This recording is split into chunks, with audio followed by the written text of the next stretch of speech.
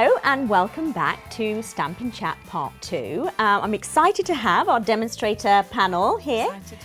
Great to have you, and also Charlotte as well. It's great. We're excited about your stamping snippets. So how are we all doing? Yeah. Looking forward to the school holidays. Yeah, school holidays coming up. I'm prepping up all the Halloween treats now. Trick-or-treaters will be on their way. Carving pumpkins, let's go for it. Carving pumpkins and all that.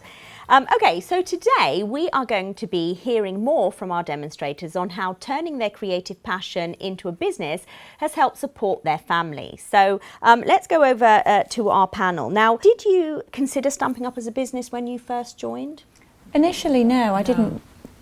I knew I wanted to do something. I knew I wanted to share my passion to be creative with others, but I didn't really kind of look at it as being a business. Yeah. You know, I just wanted to run a class and share something that I'd found, and I just wanted to tell everybody and share it with everybody. So Just share the fun. Just share the fun and gather your friends together, and that's all I originally saw that it was, and didn't realise until a few months in that. the word business didn't really come into it at that point. So it grows slowly, gradually. Yeah. I soon realised that this could have potential, and I started reading through. I took time to read through a few of the things on the compensation plan, and it just interested me more and more that I wanted to take this forward a little bit further than I'd initially expected to, really. And I could see how this could grow, you know, from sharing it with like-minded people. And we hear that a lot. We hear that a lot from demonstrators, you know, that the kind of start really ideally at that beginning point for them, it's about that love for the product, and then really they kind of get a bit hooked, right? And then they want to The love for the product never ends. That's something that always carries on. I mean, I still get as excited getting a box today as I did 7 years ago. So even when they're not your own products and they're for a customer, I still get excited. I haven't seen this one yet. So we've shared that it grows, it sort of gradually builds up, and you referenced, Julie, the compensation plan. And so maybe you can tell us a little bit about, you know, how having that extra income has supported your family. I like to treat my boys with things from the income that I've earned, rather than paying for things that they wouldn't, maybe bills that they wouldn't normally see happening, really. So we went on a trip to Legoland, and we've been to Disneyland Paris, and I made them aware that it was Stampin' Up that paid for that. So, you know, if I am doing something, yes, I'm always there through the day, but often I might do a class on an evening or a weekend, but the perk of that is that Mum can then pay for us to do these nice things. So there's like you get pressurised, like, Mum, when's the next trip? Well, give me a few more stamp sets and we'll go. I like that I'm able to contribute, you know, towards an annual family holiday or something. It gives you a feeling of self-worth. You know, you've helped out with this, you know, through doing something that you know we love. How about you? Exactly the same, of that feeling of self-worth, that my husband goes out to work, you know, good 9-to-5 job and long hours, you know, with travel. So when he comes home, I still feel like I have played a part in contributing to the holidays and the mortgage and things like that. So, ladies, in your journey with Stampin' Up so far, what would you say keeps you, you know, focused and on track to meet some of the goals you've set yourself? That's a good question. My ladies wouldn't be impressed if I didn't have a class next month for them.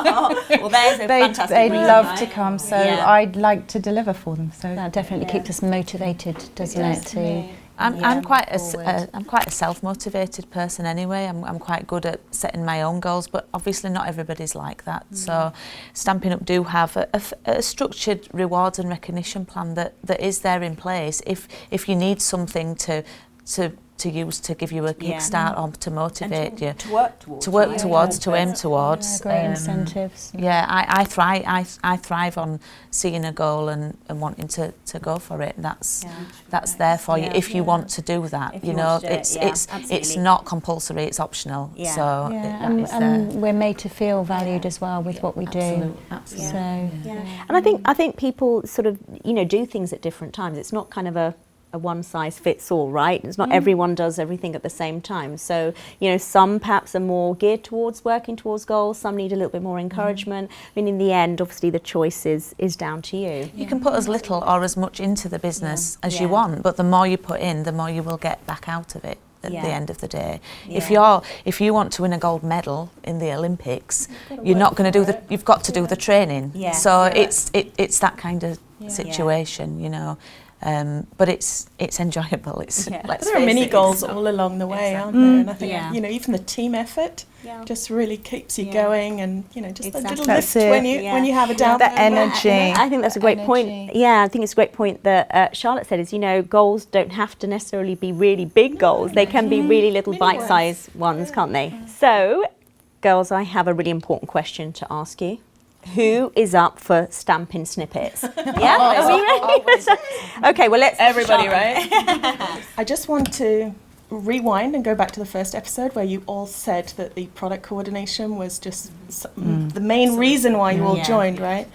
And I think for me, if I mean, I love obviously all the product, otherwise I wouldn't be in the position I'm in, but it's the colours that I think tie in the Stampin' Up offering totally. It's the colours that just make everything so easy. I mean, they coordinate from your markers to your papers to your ribbons, and they've all got wonderful names. And what's your favourite name? Mint macaron.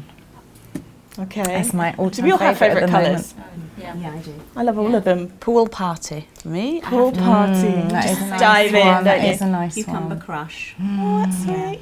It's really hard to have a favourite Yeah, colour it because is, there are yeah. so many likeable colours, but I think one I go to a lot would be crumb cake because Yeah. it teams up with anything. And you've got such a visual when you say that name, don't you? Yeah. So, and we change. We have in colours, as you all know, and they change every year. So we're really in there with the trends, and there's a whole team of people. Yeah, it makes it They fun do when that, we've got some yeah. new colours coming in, doesn't it? So that's what I've done. And today I've chosen in colours, our this year's set of in colours to use. And I've also chosen kind of an odd subject, but it's a get well card. Because also as we inspire the demonstrators inspire others and customers. And I just think it's really nice to show that we care. Yeah, And absolutely. I think get well cards are so underestimated because people are sort of sick for 2 days and you don't really have time to get one of these out. And so here's a really, really quick card. There's just one stamp in here and it's a stamp and go. So you can get the card to the person before they're better. There's so much that you can do with an outline stamp. You can colour it in, you can emboss it. And I love the way that demonstrators, if you just ask a demonstrator, they could probably show you about 5 ways to colour in something. And colouring's really popular at the moment, Very isn't it? popular. So let's get back to being kids and just colour in stuff. And that's my challenge for you guys today. You're going to stamp and colour. There's just one little point that I'm going to say here, is I've just popped this little heart. And the way I've done it is just literally when you've inked up your stamp, stick a piece of sticky tape, or you can stick the sticky tape over the heart on the stamp already, and then you've got a completely blank bowl. You can put in a little flower there, you can put in a sentiment, you could put in a heart. So I mean, there's tons of little ways you can dress up this bowl. Are you ready? Yeah, I think so. You all look so concentrated and intent.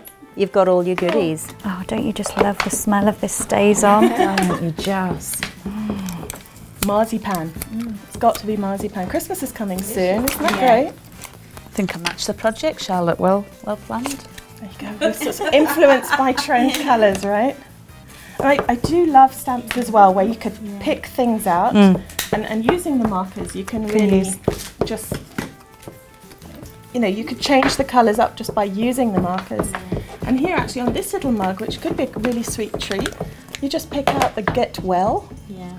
and just pop in some tea bags and some chocolates, and that could make a really quick gift. It's a hug in a mug, Charlotte. I think that would be. A hug in a mug. Yeah. So I would love to receive one of these, by the way. So next time I have a cold, I'm writing to you guys. It's like, can I have one of those? I just love that moment when you put stamp to whisper white paper. And then this just beautiful creative piece sort of is there. It's so much fun. Mine's gone a bit. It's not as dark as I would like it, but it's okay.